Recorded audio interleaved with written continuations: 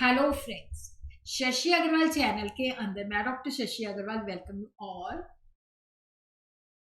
तो आज का जो हमारा सब्जेक्ट है व्यवसाय प्रबंध के सिद्धांत, जिसको हम इंग्लिश के अंदर कह सकते हैं प्रिंसिपल्स ऑफ बिजनेस मैनेजमेंट। तो ये वीडियो जो है, जो मैनेजमेंट हिंदी मीडियम में पढ़ते हैं उनके लिए काफ़ी उपयोगी है। मैनेजमेंट बाय ऑब्जेक्टिव, जिसको हम उद्देश्य निहित प्रबंध भी कहते हैं, तो उसको आज हम इस वीडियो के अंदर समझेंगे। अगर आपको मेरा ये प्रयास सही लगता है तो इस वीडियो को लाइक कीजिए, शेयर कीजिए तथा मेरे चैनल शशि अग्रवाल को सब्सक्राइब कीजिए। तो सबसे पहले हम देखते हैं कि जो उद्देश्य निहित प्रबंध है, इसको परिणाम द्वारा प्रबंधन के नाम से भी जाना जाता है।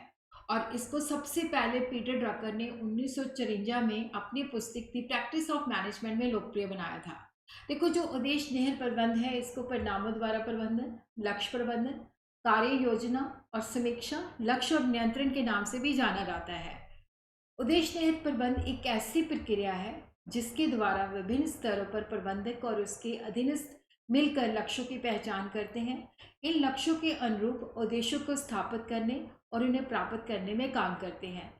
सिंपल भाषा के अंदर देखो, उद्देश्य निहित एक ऐसी प्रक्रिया है जिसके द्वारा जो सुपीरियर होता है वो सबॉर्डिनेट के जो ऑब्जेक्टिव है वो खुद निर्धारित नहीं करता, बल्कि जो सबॉर्डिनेट है उसको भी अपने साथ मिला के उसके ऑब्जेक्टिव जो होते हैं, उसके जो लक्ष्य होते हैं, उसको निर्धारित किया जाता है। देखो, इससे क्या होता है कि सबॉर्डिनेट को लगता है कि ऑर्गेनाइजेशन जो है मुझे महत्वता देती है, जो निर्णय लेने हैं उसके अंदर मुझे भी इन्वॉल्व करती है। तो ये ना केवल योजना बनाने में सहायक होता है, बल्कि जो सबॉर्डिनेट होता है उसको प्रेरणा भी देता है। वो अपना पूरा जोर लगा देता है कि अपने लक्ष्य को प्राप्त करना है, क्योंकि जो लक्ष्य निर्धारित किए जाते हैं उसके अंदर जो सबॉर्डिनेट होता है वो भी शामिल होता है।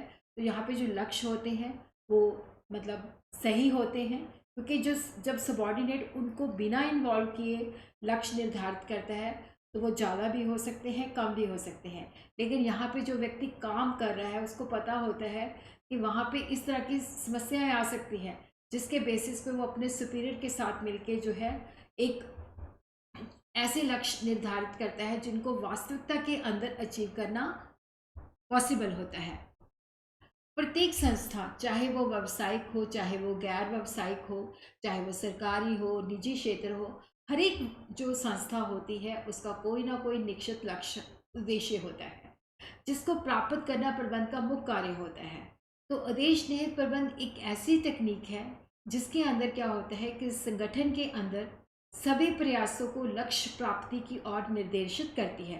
क्योंकि इसके अंदर हर बंदा जो होता है वो ऑर्गेनाइजेशन के जो अपने ऑब्जेक्टिव होते हैं, पहले ऑर्गेनाइजेशन के ऑब्जेक्टिव होते हैं, पर उसके बेसिस पे अपने ऑब्जेक्टिव जो है अपने सुपीरियर के साथ मिलके निर्णय लेता है। तो नेचुरली उनसे क्या होता है कि जब लोगों को शामिल किया जाता है तो उनको प्रेरणा मिलती है, तो संगठन के सभी प्रयासों को लक्ष्य प्राप्ति की ओर निर्देशित करती है। देखो, जो उद्देश्य निहित प्रबंध है ये केवल एक तकनीक नहीं है, बल्कि एक फिलॉसफी है, एक प्रबंधन का एक दर्शन है।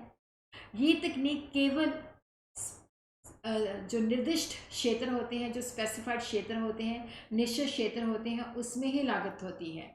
तो देखो, यहाँ पे क्या होता है कि ये प्रबंधन के हर पहलू को जो है प्रभावित करती है, क्योंकि इसके अंदर जिन लोगों के मतलब जिन लोगों ने काम करना होता है उनको भी लक्ष्य निर्धारण की प्रक्रिया के अंदर शामिल किया जाता है। तो सहभागी प्रबंधन है। देखो, संगठन और व्यक्तिगत रूप से विभिन्न उद्देश्यों के अंदर जो वरिष्ठ, जो सुपीरियर होता है, जो सबॉर्डिनेट होता है और उसके जो लक्ष्य होते हैं उसको सामूहिक रूप से जो है सेट किया जाता है। इसकी हावल ने देखो जो उद्देश्य निहित प्रबंध है उसका जो कंसेप्ट है वो समझाया है कि जो उद्देश्य निहित प्रबंध की प्रक्रिया है ये प्रबंधन विकास के विभिन्न चरणों से गुजरती है। देखो, यहाँ पे होता है कि जो लोगों का प्रदर्शन है उनका मूल्यांकन करने के लिए उन्होंने सही काम किया है या गलत काम किया है। तो यहाँ पे होता है कि जो व्यक्ति हैं उनको संगठन के साथ जो है जोड़ा जाता है और यहाँ पे दीर्घकालीन योजना बनाई जाती है। The concept of MBO has passed through different stages of management development. MBO for performance appraisal, for integrating the individual with the organization, for the long run planning. Harold Koontz ने इसको डिफाइन किया है, management by objective is simply common sense in that it is a reflection और purpose of managing itself. देखो, Harold Koontz ने इसको कहा है कि उद्देश्य निहित प्रबंध एक साधारण रूप में ऐसा सामान्य विवेक है जो स्वयं को प्रबंधन करने के उद्देश्य के रूप में प्रबंधित होता है। जॉर्ज एस ऑरिड्यूर के मुताबिक the system of management objective can be described as a process whereby the superior and subordinate manager of an organization jointly identify its common goals। देखो, यहाँ पे जो सुपीरियर और सबॉर्डिनेट है वो मिलके जो है कॉमन गोल्स को निर्धारित करते हैं और define each individual's major area of responsibility in terms of result expected of him. कि देखो, जो इंडिविजुअल है भाई, तेरी ये जिम्मेवारी है और तेरे से हम ये एक्सपेक्ट करते हैं कि तूने ये काम करना है, और उसके बेसिस पे क्या होता है कि जो यूनिट है उसको चलाया जाता है और हर एक मेंबर का जो है उसके अंदर योगदान जो होता है उसको आंका जाता है। हिंदी के अंदर हम इसको इस तरह से परिभाषित कर सकते हैं, प्रबंधन उद्देश्य की प्रणाली को एक ऐसी उद्देश्य निहित एक ऐसी प्रणाली है, एक ऐसी प्रक्रिया के रूप में वर्णित किया जा सकता है जिसके तहत किसी संगठन के वरिष्ठ और अधीनस्थ प्रबंधक संयुक्त रूप से इसके सामान्य लक्ष्यों को पहचान करते हैं। प्रत्येक व्यक्ति की जिम्मेवारी के प्रमुख क्षेत्रों को उससे अपेक्षित परिणामों के सुधार में परिभाषित किया जाता है और इन उपायों का उपयोग इकाई के संचालन और प्रत्येक सदस्य के योगदान का आकलन करने के लिए मार्गदर्शन के रूप में कार्य करती है। देखो, यहाँ पे जो उद्देश्य निहित प्रबंध है ये एक ऐसी प्रक्रिया है जिसके अंदर एक व्यक्ति जो है लक्ष्य निर्धारित नहीं करता, जिसके अंदर संचालक, प्रबंधक, सहायक प्रबंधक, विभागीय प्रबंधक तथा उसके अधीन काम करने वालों के सहयोग से निर्धारित किए जाते हैं। तो इस प्रकार से ये सामूहिक प्रयासों से लक्ष्य प्राप्ति की ओर प्रेरणा देता है और ये व्यक्तिगत लक्ष्य को सामूहिक लक्ष्य से जोड़ने की तकनीक है। क्योंकि पहले देखो, संगठन के लक्ष्य निर्धारित होते हैं, वहीं से व्यक्तिगत लक्ष्य जो होते हैं निकलते हैं। तो व्यक्तिगत लक्ष्य को सामूहिक लक्ष्य के साथ जोड़ा जाता है और ये नियोजन का, प्लानिंग का एक प्रभावपूर्ण तरीका है। इसको परिणाम प्रबंधन भी कहा जा सकता है। परिणाम प्रबंधन एक ऐसी प्रक्रिया है जिसमें प्रत्येक कर्मचारी व्यक्तिगत उद्देश्यों के साथ साथ उन साधनों का निर्धारण भी करता है जिसके माध्यम से वो अपने लक्ष्य को प्राप्त कर सकता है। देखो, परिणाम प्रबंधन के जो घटक है कि जो सीनियर है और जो सबॉर्डिनेट है वो मिलके जो है लक्ष्य निर्धारित करते हैं, फिर प्लानिंग करते हैं। उनका कर्म कर्म का मतलब होता है कि कौन सा काम पहले करना है, कौन सा काम बाद में करना है, उनका सीक्वेंस क्या है, और फिर जो वास्तविक में काम किया जाता है और जो हमने बजट बनाया था, बजटीय उद्देश्य था, उसके साथ तुलना की जाती है। तो इसकी जो प्रक्रिया है ये इसके स्टेप्स हैं। तो यहाँ पे जो ऑर्गेनाइजेशन के ऑब्जेक्टिव होते हैं टॉप लेवल पे सेट किए जाते हैं, संगठनात्मक लक्ष्यों को स्पष्ट किया जाता है, फिर उसके बेसिस पे क्या होता है, विशिष्ट उद्देश्य जो है निर्धारित किए जाते हैं, फिर उद्देश्यों को पुनर्चक्रित किया जाता है और प्रदर्शन का मूल्यांकन किया जाता है, जिसको हम जो प्रक्रिया है उसको वन बाय वन करके स्टडी करते हैं। शीर्ष स्तर पर उद्देश्य निर्धारित करना, इसका मतलब होता है कि टॉप लेवल पे जैसे संगठन का विजन क्या है, मिशन क्या है, उसको ध्यान रखने हुए ऑर्गेनाइजेशन के लेवल पे निर्धारित किए जाते हैं लक्ष्य। फिर होता है कि उनकी जो है जो सबॉर्डिनेट होते हैं उनके साथ चर्चा होती है, उनके लक्ष्य वहाँ से निर्धारित किए जाते हैं, लिए जाते हैं, उनको सुशोधित किया जाता है। फिर है कि उनका संगठन के अंदर क्या भूमिका है, क्या कार्य करना है, वो सारा समझाया जाता है। उसी तरह जो सबॉर्डिनेट होता है वो प्रबंधक के साथ मिलकर सामान्य उद्देश्यों की योजना बनाता है, रणनीतियाँ उनके साथ मिलकर बनाता है, चर्चा होती है, लक्ष्य निर्धारित किए जाते हैं, साधन तय किए जाते हैं कि ये साधन जो है इस जो सबॉर्डिनेट है मिलेंगी। उसी तरह जो उद्देश्यों का पुनर्चक्र होता है एक संयुक्त और अंतर क्रियात्मक प्रक्रिया को दर्शाता है, इसे अलग से निर्धारित नहीं किया जा सकता।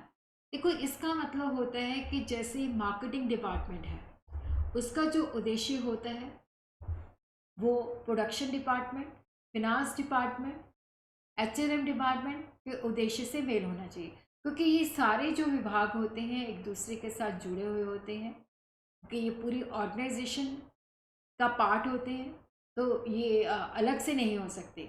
तो विभिन्न विभाग का उद्देश्य जो है कि अगर वो ज़्यादा यूनिट्स बेचना चाहता है तो ऑब्वियसली ज़्यादा चीज़ें बढ़नी चाहिए, ज़्यादा चीज़ें बननी चाहिए तो ज़्यादा पैसा होना चाहिए, ज़्यादा लोग होने चाहिए।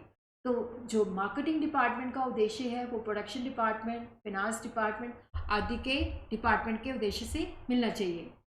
कर्मचारियों के बीच में बातचीत होनी चाहिए और ये पुनर्चक्र की आवश्यकता, मतलब जो ऑब्जेक्टिव है वो आइसोलेशन में नहीं होते, वो एक दूसरे के साथ मैच होने चाहिए। तो ये प्रक्रिया विभिन्न स्तरों पर सभी कर्मचारियों की अपने काम के प्रति निष्ठा और भागीदारी की भावना पैदा करती है। प्रदर्शन मूल्यांकन का मतलब होता है कि प्रत्येक कर्मचारी जो है अपने सीनियर की मदद से अपने निर्धारित लक्ष्य जो होते हैं उसको निर्धारित करता है। फिर उसके बाद जो वो वास्तविकता में काम करता है उसका उसके साथ तुलना होती है और देखा जाता है क्या उसने अपने जो लक्ष्य है उसको प्राप्त किया है या नहीं किया। अगर नहीं किया तो उसके पीछे क्या रीज़न है। ये मूल्यांकन उसे सुधार और आगे सुधार की गुंजाइश प्रदान करता है। तो अभी हम देखते हैं कि इसके फायदे क्या हैं। देखो, बेटर टीम वर्क, जो एमबीओ है इसका मुख्य लाभ ये है कि ये कर्मचारियों को निर्दिष्ट उद्देश्यों की प्राप्ति के लिए खुद को, क्योंकि उन्होंने खुद अपने सीनियर के साथ मिलके अपने लक्ष्य निर्धारित किए होते हैं, तो उनकी जो कमिटमेंट लेवल है, उनकी जो प्रतिबद्धता है वो ज़्यादा होती है, क्योंकि मैंने अपने ऑब्जेक्टिव सेट किए हैं तो मुझे ये अचीव करने हैं। क्योंकि प्रत्येक व्यक्ति अपने लक्ष्य जो है अपनी सहमति वहाँ पे प्रकट करता है और उसी तरह यहाँ पे जो लक्ष्य निर्धारित किए जाते हैं वो वास्तविक होते हैं, यथानिधि होते हैं। एमबीओ में कर्मचारियों की भागीदारी के साथ प्रत्येक गतिविधि के लिए लक्ष्य निर्धारित करने की आवश्यकता होती है और लक्ष्य निर्धारण की प्रक्रिया के अंदर उन्हें पता चलता है कि मेरे के अंदर ये मेरे स्ट्रॉन्ग पॉइंट है, ये मेरे वीक पॉइंट है, तो किस तरह से मैंने अपने वीक पॉइंट्स को दूर करके सक्षम बनना है। और उसी तरह ही देखो, यहाँ पे जो वो लक्ष्य निर्धारित करता है कि मैंने रिजल्ट प्राप्त करना है, तो यहाँ पे होता है कि जो इन्वायरमेंट है, जो लोगों की क्षमता है, तो संगठन के अंदर जो है उन सारी चीज़ों को देखा जाता है, लक्ष्य निर्धारित किए जाते हैं, फिर उनको अचीव कैसे करना है उसके लिए प्रभावशाली योजना बनाई जाती है। और उसी तरह देखो, जो एमबीओ है इसके अंदर संगठनात्मक भूमिकाओं और संरचनाओं को स्पष्ट करने में भी मदद करता है। फिर होता है कि जो कार्य सौंपा गया है, ये जिम्मेवारी है, उसको अधिकार भी उसके साथ सौंपे जाते हैं ताकि वो अपने काम को सही तरीके से काम कर सके। और जो उद्देश्य निहित प्रबंध है ये मोटिवेशन का काम भी करता है, क्योंकि जो लक्ष्य निर्धारण की प्रक्रिया है इसके अंदर कर्मचारियों को भी शामिल किया जाता है। तो इससे क्या होता है कि अपने काम के प्रति उनकी निष्ठा भी बढ़ती है, संतुष्टि भी बढ़ती है और ये जो सुपीरियर और सबॉर्डिनेट के बीच में जो है प्रभावशाली संचार भी बनाता है, क्योंकि लक्ष्य निर्धारण और उपलब्धि के लिए जो सीनियर और जूनियर होते हैं उनकी बातचीत होती है, उनकी एक दूसरे के साथ कम्युनिकेशन होती है। तो यहाँ पे संगठन के अंदर एक प्रभावशाली संचार प्रणाली होती है और इससे क्या होता है कि कर्मचारियों के साथ बेहतर संबंध जो है पैदा होते हैं। और उसी तरह ये इस खुद का मूल्यांकन को भी बढ़ाता है, क्योंकि कर्मचारी जो लक्ष्य निर्धारित करने जाते हैं उसकी प्रक्रिया के अंदर शामिल होता है, तो नेचुरली उसको होता है कि ये मैंने लक्ष्य खुद ही अपने बॉस के साथ मिलकर निर्धारित किया है, तो मेरी पूरी कोशिश होनी चाहिए कि मैं इसको प्राप्त करूं। तो वो योजना के अनुसार प्रदर्शन करने के लिए खुद को प्रेरित करता है और इससे क्या होता है कि ये उनके प्रदर्शन और संगठनात्मक लक्ष्यों में योगदान के बारे में उसको प्रॉपर फीडबैक दे जाता है। प्रभावी नियंत्रण तैयार करने में भी मदद करता है, क्योंकि यहाँ पे उसको बताया जाता है कि ये तेरा टारगेट था, उसे ये तूने अचीव किया, इतना रह गया। नियंत्रण स्थापित करने की आवश्यकता, मानकों की स्थापना, क्योंकि जो लक्ष्य होते हैं वो मानक का काम करते हैं जिससे उनकी परफॉर्मेंस को आंका जाता है। अगर कोई विचलन है, अगर जो उसे लक्ष्य निर्धारित किए थे और जो वास्तविक में उसने प्राप्त किया है उसके अंदर कोई विचलन है, तो उसका पता लगाया जाता है कि किस कारण जो है हमारे लक्ष्य जो है प्राप्त नहीं हो पाए। देखो, जो एमबीए है इसके अंदर कुछ लिमिटेशंस भी हैं। देखो, यहाँ पे होता है कि जो टॉप मैनेजमेंट है उसका सहयोग चाहिए, वो इस बात को समझे कि जो उद्देश्य निहित प्रबंध है इसको किस तरह से प्रभावशाली रूप से चालू करना है। तो कई बार क्या होता है कि जब प्रबंधक इसके फ़ायदे जो है समझ नहीं पाता या अपना पूरा सहयोग नहीं देता या सिर्फ कागजी कार्रवाई करता है, तो यदि लक्ष्य निर्धारित करने वाले को उचित दिशा निर्देश नहीं दिए जाते तो ये जो प्रक्रिया है वो सफल नहीं हो पाती। कई बार क्या होता है कि लक्ष्य निर्धारित करने में भी कठिनाई आती है, तो ज़्यादातर ये शॉर्ट पीरियड के लक्ष्यों पर जोर देती है। इसके अंदर देखो कई बार इनफ्लेक्सिबिलिटी भी होती है, तो उसका भी कई बार जो है खतरा होता है। और उस तरह जो ये प्रक्रिया जो होती है, इसका कागजी जो कार्य होता है वो बहुत बढ़ जाता है।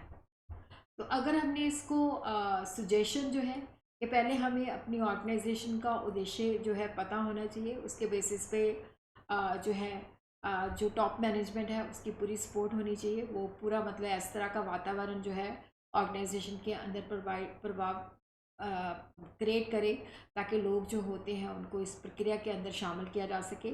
और एमबीए के लिए क्या है कि सीनियर और सबॉर्डिनेट दोनों को ही ट्रेनिंग दी जानी चाहिए, ताकि वो इस को समझें।